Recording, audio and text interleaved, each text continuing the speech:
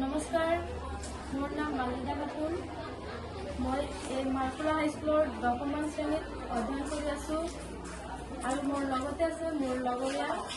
মই আৰু মোৰ লগৰীয়াহঁতে একেলগে হৈ এটা চ'লাৰ ছিষ্টেম প্ৰজেক্ট বনাইছোঁ। যাতে প্ৰজেক্টৰ কাৰণ এইটোৱেই হৈছে যে বৰ্তমান আমি আমাৰ দৈনন্দিন জীৱনত জীৱাশ্ম ইন্ধন ব্যৱহাৰ কৰোঁ আৰু এই জীৱাশ্ম ইন্ধন হ'ল অনৱীকৰণযোগ্য সম্পদ, যিটো এটা সময়ত শেষ হৈ যাব। সেইকাৰণে আমি এই চ'লাৰ ছিষ্টেম প্ৰজেক্টটো বনাইছোঁ, যাতে আমি ইয়াৰ পৰা সহায় পাওঁ আৰু ভৱিষ্যতত যাতে আমি এইটো ব্যৱহাৰ কৰিব পাৰোঁ। কাৰণ জীৱাশ্ম ইন্ধন অনৱীকৰণযোগ্য সম্পদ ভৱিষ্যতত নাথাকে।